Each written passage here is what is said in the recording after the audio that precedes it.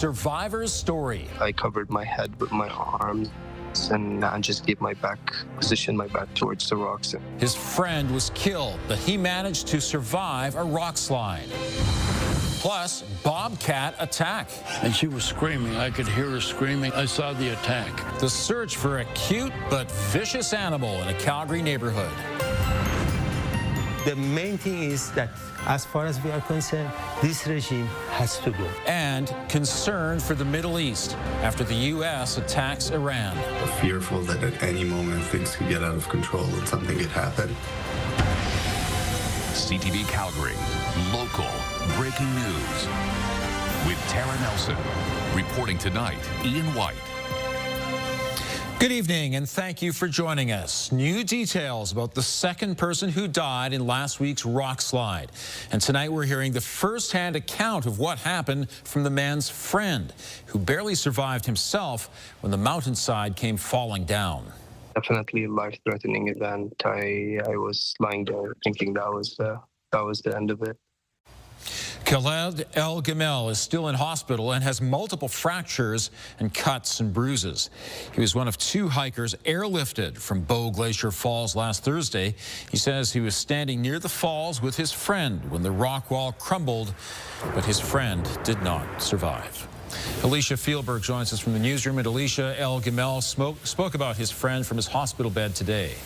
Ian, El Gamel is cut up and has a fractured pelvis and shoulder blade, but says if it wasn't for his friend Hamza Benalal, he might not be alive.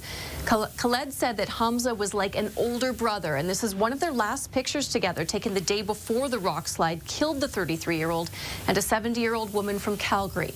The 2 men immigrated to Canada in 2022 to get their MBAs and were roommates in Surrey.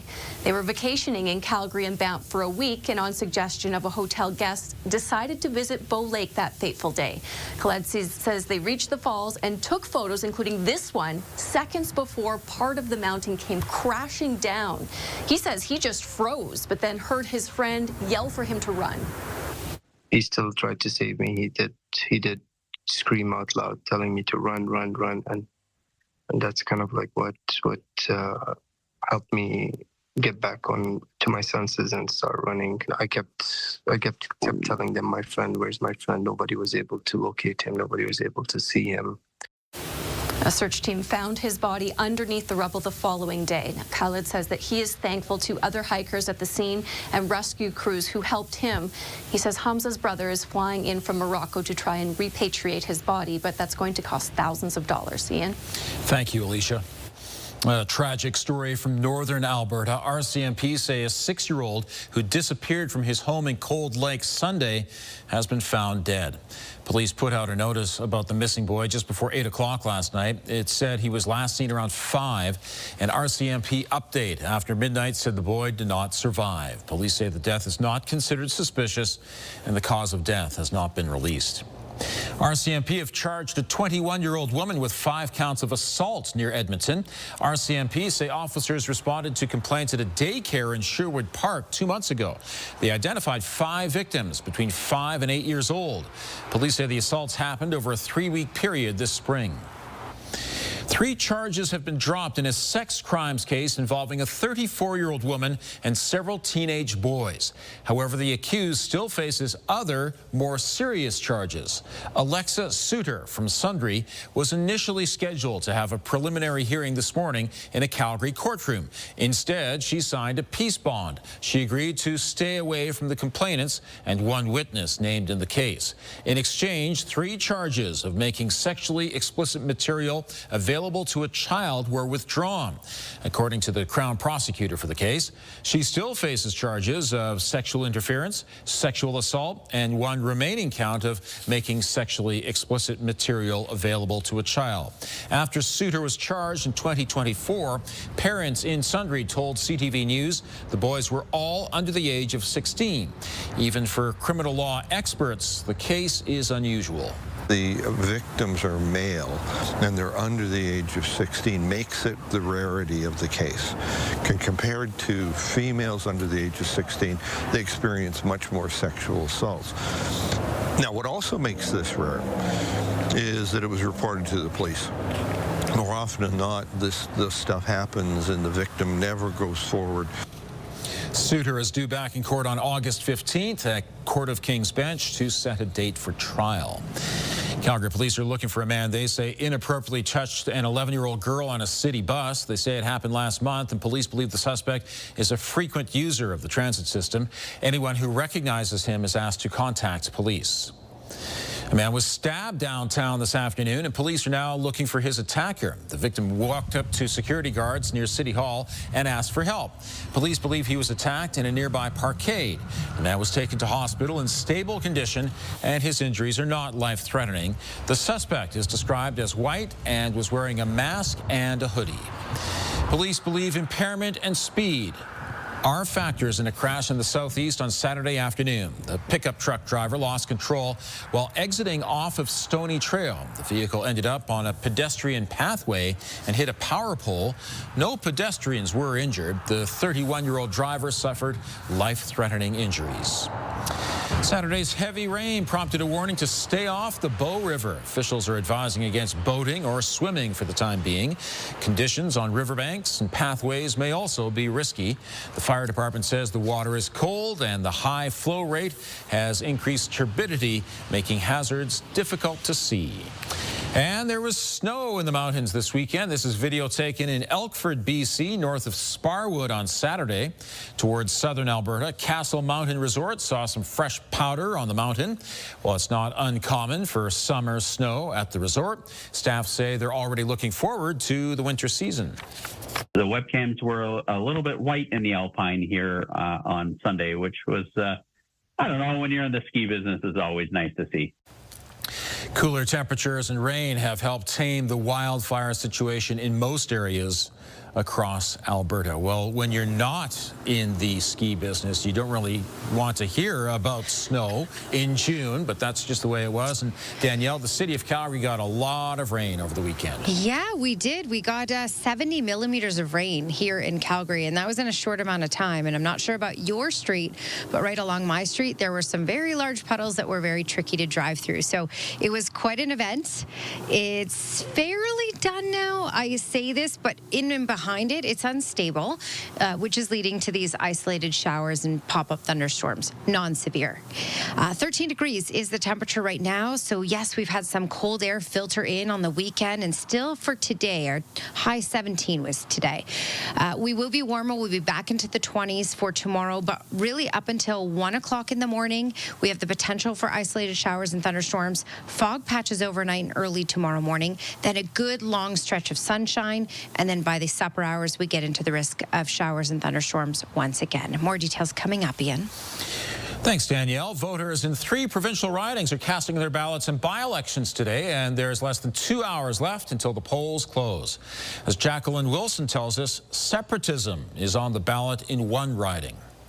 It's the only way you can evoke change is by voting. Voters in Olds are flexing their Democratic muscles, heading to the polls to make their voices heard in this provincial by-election. So many things that are really relevant right now, like education, healthcare. The seat for Olds Didsbury Three Hills is vacant after UCP MLA Nathan Cooper resigned to take a post as Alberta's representative in Washington, D.C. There are 4 candidates vying to replace him, with the separatist-focused Republican Party of Alberta hoping to capitalize on discontent with Ottawa.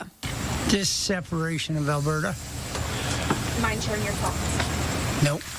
It played into me wanting to vote for another party because I believe that Canada as a whole can be strong together.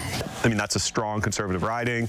I don't see them taking that seat, but they are driving conversation, right? And that's the really interesting part. And how does the broader Conservative coalition handle that conversation? What does it mean, not necessarily in this by-election, but in the next general election as well? The riding has been under UCP control since the party's inception, but the area has a history of supporting Alberta's secession. This is also the riding which at one time was Olds Didsbury, where we saw a provincial MLA elected from a separatist party, Western Canada Concept, Gordon Kessler. And that candidate, Gordon Kessler, who was the MLA, who was elected in a by-election in the early 1980s, he's endorsed Cam Davies. Advanced voting numbers show over 5,000 people, or about 13% of eligible voters in this riding, cast their ballots. The other two by-elections are in Edmonton-Ellerslie and Edmonton-Strathcona. Former Calgary mayor and now NDP leader Naheed Nenshi is vying to win a seat in Edmonton-Strathcona, Rachel Notley's former riding. The polls close at 8 o'clock.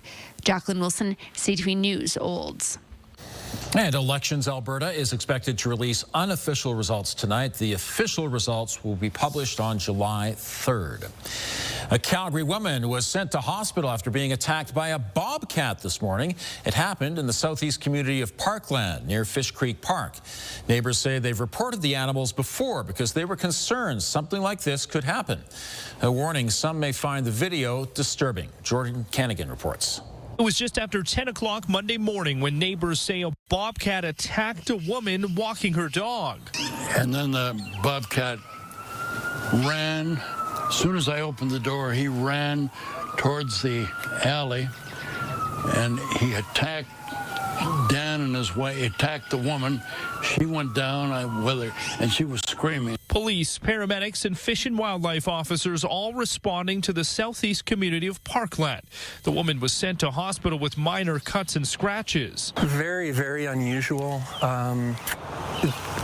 In my years in the city of Calgary, the only time that we've had bobcats contact humans has been when they feel cornered or threatened. Neighbors say the bobcat and her kittens have been living under a deck in the area for weeks. They called the city and Fish and Wildlife before, worried something like this would happen. She's been hunting by herself, and then the kittens stay under the deck, and she comes back with something, drags it under the deck, and we've made noise and kind of banged around and tried to get them to leave, but they're not going in. She wasn't going anywhere. Cages were brought out and officers tracked the animals. The mother and kittens made multiple trips across the street near where the attack happened. It's very, very scary. Like, could it be me? I was going to walk my dog 15 minutes earlier, and I didn't, and that's when it all happened. As of late Monday, the bobcat and kittens still hadn't been captured. We have to balance out our course of actions, whether we want to euthanize or live trap or just leave things as they are. Well, that was scary. That sort of changed my mind about those bobcats. And Jordan joins us from Parkland with more. So, Jordan, what happens now?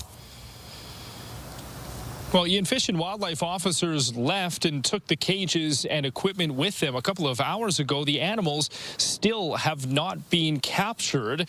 What they are telling people who live here is to ensure that no food or garbage is left outside, and they're also telling people not to let their pets outside alone. There may have to be a more permanent solution if the bobcats are spotted and continue to be an issue here, but wildlife officials are hoping that the bobcats and the kittens will relocate on their own. Ian? Jordan, thank you.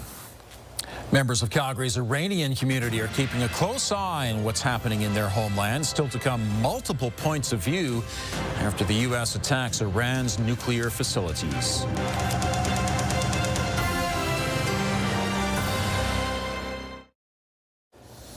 Iran is following through on a threat to retaliate after the U.S. dropped bombs on Iran's nuclear facilities over the weekend. A U.S. military base in Qatar came under attack today. Joy Malvin reports. Explosions boomed over the night sky, terrifying images of missiles seen over Doha and posted on social media. Iranian state TV said it fired missiles at the Al Adid U.S. military base that President Donald Trump visited just 1 month ago. Qatar says its air defenses managed to intercept Iranian missiles, and no casualties have been reported. The attack was announced on Iran state TV Proportionate. Iran said to the attack by the U.S., it was bomb for bomb. This was retaliation, Iran says, for the U.S. bombing Saturday. Satellite imagery shows the damage to 3 nuclear facilities targeted by the U.S. President Donald Trump warned Iran this was a one-off and not to strike back, or else. Iran, the bully of the Middle East, must now make peace If they do not, future attacks will be far greater and a lot easier. Iran reportedly gave Qatar advance notice of the attacks, temporarily closing its airspace, U.S. military bases, and major U.S. cities on high alert.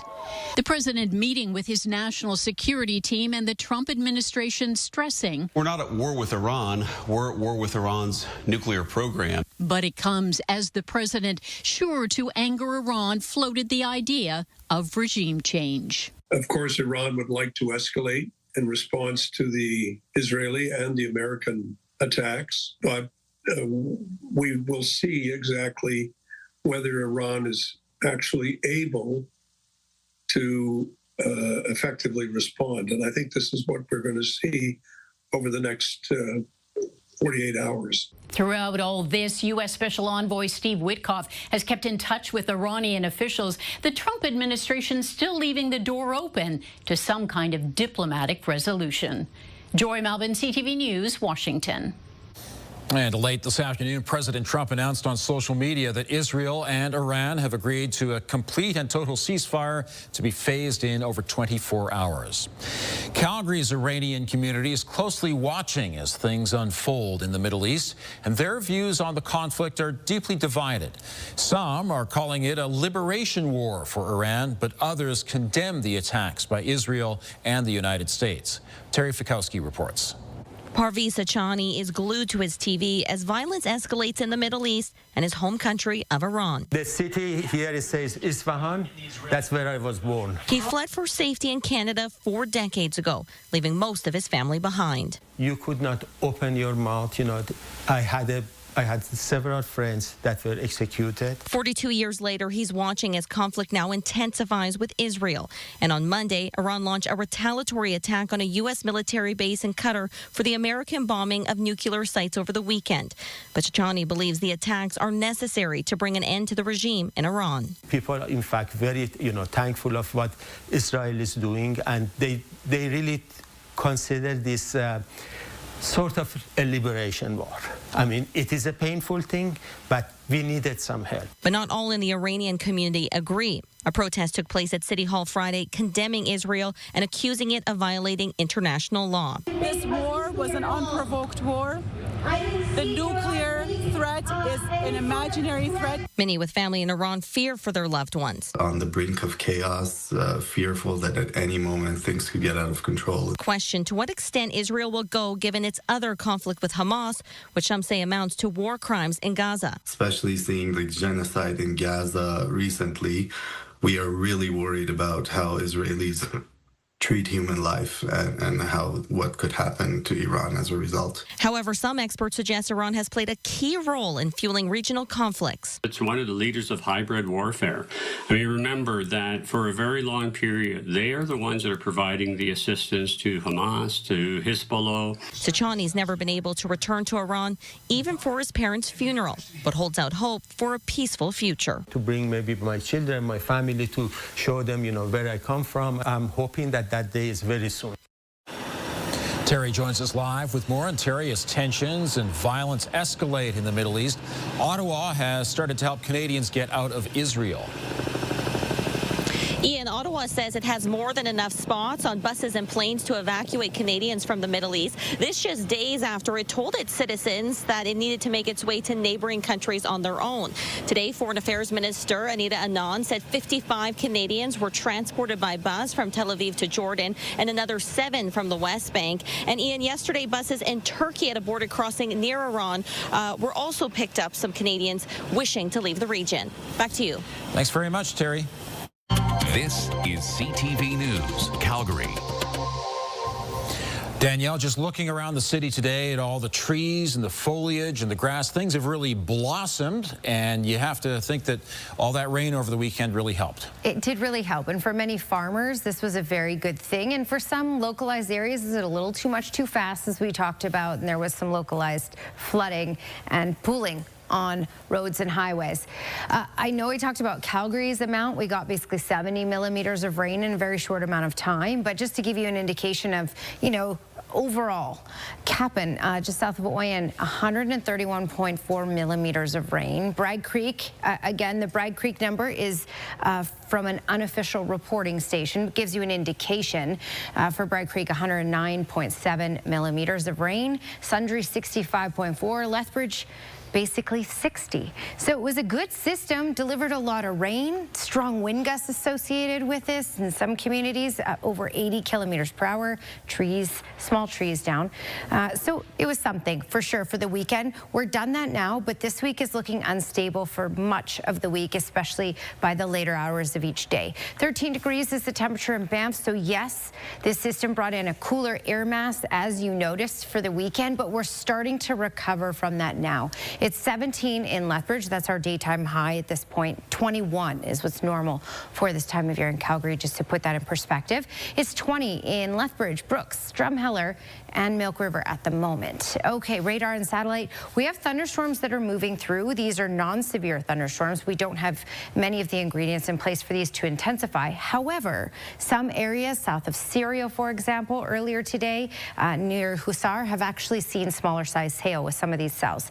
So lightning with some of these. It is starting to quiet down for the night. We don't really have thunderstorms tracking towards Calgary, but we still have isolated showers tracking towards. We even have some isolated showers in parts of the city right now. Still the potential, though, for a non-severe thunderstorm in Calgary for the next few hours, and showers possible up until about 1 o'clock in the morning.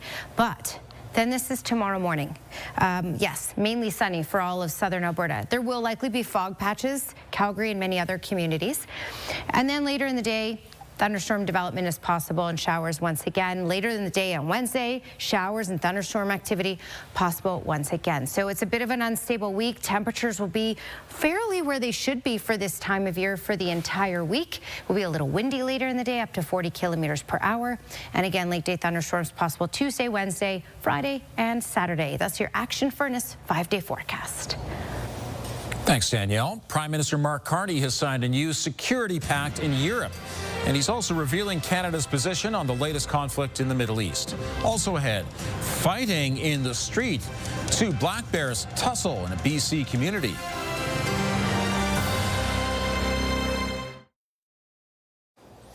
Prime Minister Mark Carney is in Europe working on building a closer military relationship with the European Union. However, his trip has been overshadowed by the U.S. attack on Iran. Jeremy Chiron reports. A morning visit to a military cemetery kick-started Prime Minister Mark Carney's first full day in Belgium. A ceremony to honor hundreds of fallen Canadian soldiers buried here after the First and Second World War. Ahead of this Canada-EU summit, a meeting between Carney and European leaders focused on joint security and defence. Very, very warm welcome to this EU-Canada summit. We look forward to moving to an ever closer partnership with the European Union. Here, Carney signed a new security and defence pact with European Union leaders aimed at diversifying its trade and defence industrial partnerships, billed as a first step towards more defence procurement from Europe and an eventual plan to get Canada into the Rearm Europe military program. It will help us deliver on our new requirements for capabilities more rapidly and more effectively. It will help build our industries, secure our jurisdictions. But Carney's European trip has been dominated already by the escalating war in the Middle East. The Prime Minister spoke with President Trump overnight and says de-escalation was a focus of their conversation. Where the state of Iran has been a sponsor of terrorism, Hamas, Hezbollah, the Houthis, and beyond. And where at least in our opinion, Canada has listed the Iranian Revolutionary Guard as a terrorist organization, active terrorist organization. These are violations of international law. Carney travels to The Hague in the morning for a highly anticipated NATO meeting where it's expected the conflict in the Middle East will dominate too. NATO's Secretary General was pressed on it today. That is why NATO has said Iran should not. And this is a consistent position of NATO. Iran should not have its hands on a nuclear weapon.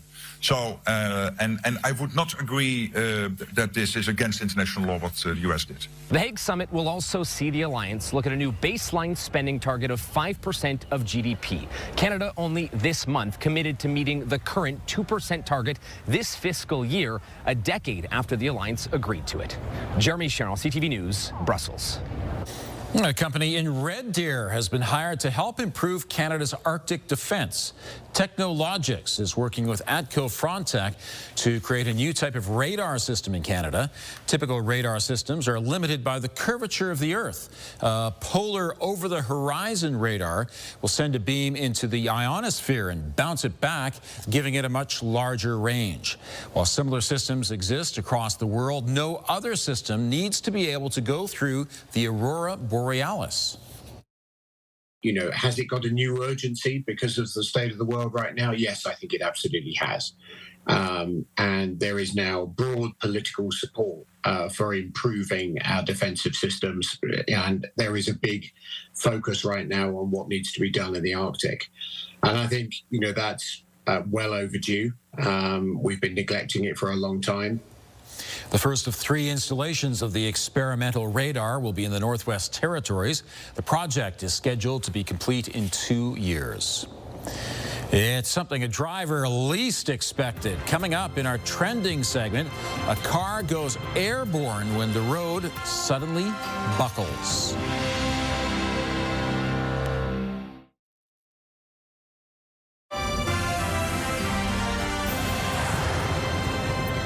An incredible display of animal force played out on a street in Burnaby, BC. 2 black bears were locked in an epic struggle.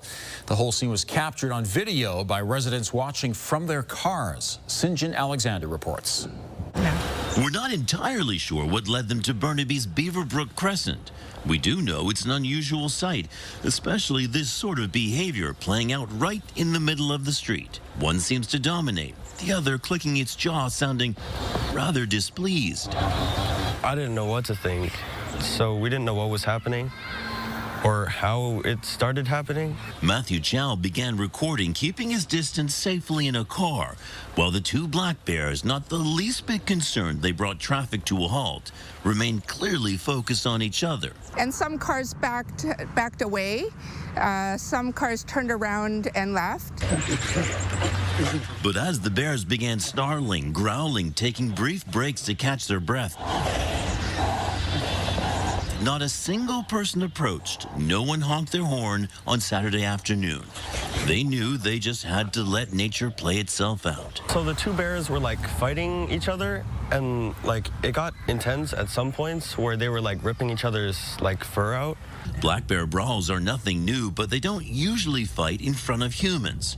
Often it's a dispute over mating, dominance, or territory. And these showdowns are not always quick. About an hour or so. It went on for an hour? Yeah. So you guys couldn't go anywhere, could you? No. We just stayed. It went by fast. The incident was reported to conservation officers, and word spread that 2 large bears are in the neighborhood. I go for walks every day by this area, by the creek, and I think it's going to scare me now for a while. We're told this long battle eventually drew to an end, and the bears wandered back into the woods. Sinjin Alexander, CTV News, Burnaby. Incredible. How could you turn away from that? That is just like the most incredible train wreck that you just, you gotta watch it. Gotta watch it right to the end. Also, not a bad reason to be late for work. Exactly. Well, good thing it was on a Saturday as well. Oh, it's on Saturday. Yeah, lots of fun. Well, delivery vehicles are the norm in many residential neighborhoods, but very few get a response like this.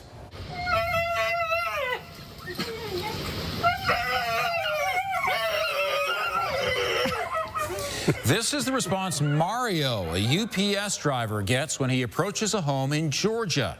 Becca Whitley's dogs go nuts. You see, Mario brings them treats, and he's been coming here for 10 years now. But this was his last day before he moves on to a new route. Mario and Becca give each other a hug and shed some tears. Becca says they exchanged gifts over the holidays, and they became very good friends. Mario will be back there. He'll be giving them treats. He might have a new route, but he'll still be back. Yeah, what are the dogs going to do without Mario's treats? Exactly. Yeah, hope they're fed well. From dogs to pandas in very close quarters.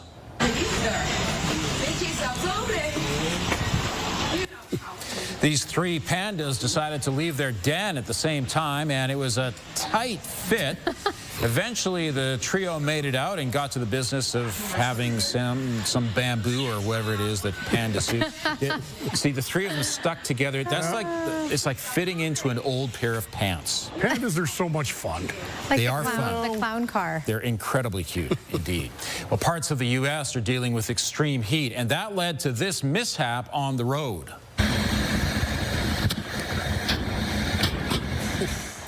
This road in Missouri buckled only milliseconds before this car drove over it. The next vehicle was able to slow down just in the nick of time.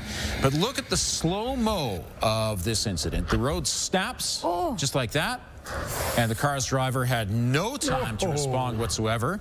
It is 34 degrees there today, and it will stay hot all week long. I want to get that front end. Look. Yeah, you can hear the damage as well. It's not a great thing.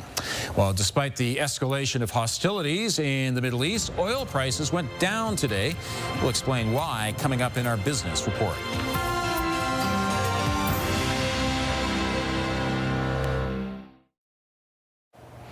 All right, looking outside in Calgary, yeah, we have some clouds, isolated showers. In fact, we have isolated showers possible up until about 1 o'clock in the morning. And even a non-severe thunderstorm is possible, a little less likely, but it's possible. All right, before we get into the forecast here, check out daytime highs. So for us in the west, we've been cooler than normal for the last few days, including today. Just a high of 17 in Calgary, 14 in Edmonton. Check out Toronto, though, high of 36, Ottawa 35, Montreal 35. These are just the base temperatures. When you factor in humidity, it feels closer to 45, 47. So excessive heat over here. Cooler than normal over here, so quite a dramatic difference from east to west in our country. We're looking at more of a zonal flow kicking in, and basically what that means is going to help regulate temperatures so we won't have the excessive heat, the excessive cold. It'll still be hot, not as hot in the east, and for us here, we're going to get to normal temperatures, so quite reasonable for the rest of this week for us. We had thunderstorm activity, but this is all starting to quiet down for the night, but we can see these pockets rolling towards Calgary. We may turn into a thunderstorm by the time it gets here. All right, your 24-hour forecast brought to you by Action Furnace. Fix right or it's free. Small chance of thunderstorm activity. Definitely a better chance of shower activity on and off up until about 1 a.m. Fog patches overnight. High of 21 tomorrow, and by the supper hours tomorrow, we get into the chance of thunderstorms once again. Really, Rocky Mountain House and down the QE2, we have that potential over to Drumheller, High River later in the day, closer to those supper hours. Lethbridge high of 24, Medicine Hat high of 26, and looking at that 10-day trend, will remain in those lower 20s for the rest of this week. Ian? Thank you, Danielle. A survivor of the Glacier Falls rock slide is recovering in hospital. Khaled El Gamel has multiple fractures, cuts, and bruises. He says his friend Hamza Ben Hilal told him to run just before he was killed in the slide. A bobcat attacked a woman while she was walking her dog in Parkland in southeast Calgary this morning. She's been treated in hospital for cuts and scratches. Wildlife officers have set up traps in the area. Iran fired missiles at an American military base in Qatar today. Some Iranian Calgarians say loved ones back home aren't worried because the U.S. and Israel don't appear to be targeting civilians in Iran. Oil prices fell today, even after the U.S. and Iran traded attacks. Traders were betting that flows of crude from the Mideast will not be disrupted. BNN Bloomberg's Andrew Bell brings us the latest in business. Hello there. North American oil dropped more than $5 US a barrel today to trade below $69 after Iranian missile attacks on a US airbase in Qatar were less destructive than investors had feared. U.S. President Donald Trump's weekend air attacks on 3 Iranian nuclear facilities initially sparked fears that Iran would seek to close the Strait of Hormuz choke point. About 1/5 of the world's oil passes through that sea channel, which links the Persian Gulf with the Arabian Sea. Rebecca Babin, an energy trader at CIBC, told Bloomberg, quote, crude is pulling back as the market digests signs that energy infrastructure is not Iran's first choice for retaliation.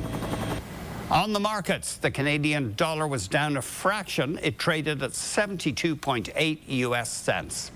And the TSX Composite ended at 26,609.36, up just under 112 points. Those are your business headlines. I'm Andrew Bell of BNN Bloomberg. Southern Alberta farmers say all the wet weather on the weekend is welcome. They describe the rain as a turnaround event for this year's growing season after a dry spring. Water levels in reservoirs are rising, and the weekend rain should help ensure there's enough for the summer. They talk about $1 million rains, but you know, these are multi-million-dollar rains for lots of farms. I've heard from some of my irrigators that they feel it could be a real game changer for this year's crop year of just the time it came and the amount of volume that we got in some areas. Meanwhile, the cleanup in several southern Alberta communities continues. Lethbridge's 311 system received more than 80 sewer-related and 26 tree-related calls during the storm. Here in Calgary, the city says its flood mitigation measures and infrastructure held up well over the weekend, but there were some local drainage issues, highlighting the need for better stormwater infrastructure. A Calgary man has been able to return to his normal life months after receiving a first-of-its-kind treatment in Western Canada. Boyd English had hip replacement surgery in 1973, but after another surgery in 2013, he started to experience chronic pain. A bacterial infection severely restricted his movement, leaving him in bed for up to 18 hours a day as he suffered through constant pain. The bacteria also began resisting antibiotics. So Dr. Stephen Vaughn chose to use bacteriophages instead, which send viruses in to neutralize the bacteria. There was nothing else to offer him, so we did a Hail Mary and threw this at him, and I would say we've been successful and have cured his infection. We're 6 months out, which is longer than he's ever gone after having a surgery without having recurrence of the infections. I've got things rolling along. I'm not working hard, but I mean, I'm still up and about, and I'm back to sleeping normal hours. Vaughn says it took over a year to get approval from Health Canada, but says thanks to Boyd's success, they've already gotten approval to treat a second patient using the same method. A Flames centerman will be staying with the club for another year. Coming up, Glenn tells us about the contract extension for Alberta Rays Justin Kirkland.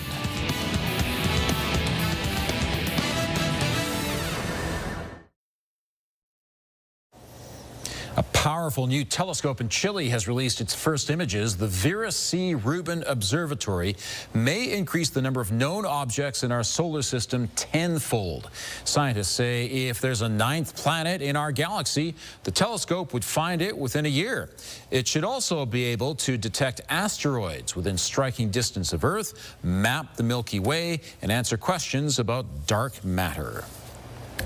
The Calgary Flames continue to get ready for this weekend's NHL draft, but they're also busy signing players. Glenn is back with us, and Glenn, Craig Conroy inked yet another player today. Ian, the Flames have come to terms with a player they call Costco. Forward Justin Kirkland agreed to a new contract today. It's a one-year deal worth $900,000. Kirkland skated in 21 games with the Flames, had a pair of goals and 6 assists before suffering a season-ending injury in November. 28-year-old turned out to be quite a wizard in the shootout, scoring 3 goals in 4 attempts. Kirkland was also the Flames nominee for the Bill Masterton Memorial Trophy. And the 2025 NHL Draft gets underway 5 o'clock Friday night. The Flames have the 18th and 32nd picks in the first round. Calgary Stampeders have certainly been hit hard by injuries the last couple of games, and yesterday they signed a big-name player to the roster. They've signed veteran linebacker Adam Big Hill and added him to the player roster. As I said, Big Hill is a veteran of 191 regular season games, 19 postseason games. He's a 3-time winner of the Most Outstanding Defensive Player Award. He's an 8-time West Division All-Star and 6-time League All-Star. Big Hill has also won 3 Grey Cups.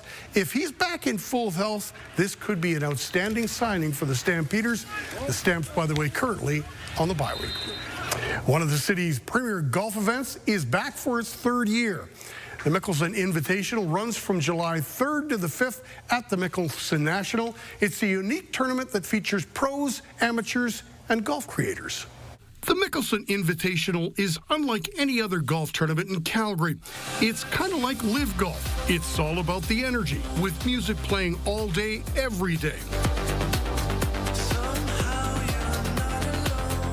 Defending Alberta men's amateur champ Brett Jones is teeing it up for the 2nd straight year. The Calgarian says he loves playing in this event. Oh, it's a great event. You know, they get lots of people out here. It's a great atmosphere. They've run it. It's definitely the best run event I've ever played in Canada. Between the volunteers, the social media, you got the creators, so you get lots of younger kids out here. You know, it's actually it's really fun to be a part of it. The Mickelson Invitational is a 3-day, 54-hole stroke play event. The professional purse is $150,000. The amateur purse is $10,000. And there's also a $10,000 winner-take-all creator division. Stefan Cox got into the field earlier this month at a qualifier at Heritage Point. To me, this is the best championship that occurs in Alberta each year now. I've been lucky enough to play in it the past 2 years, and the caliber of player is very high, and the golf course is superb. It's a championship test.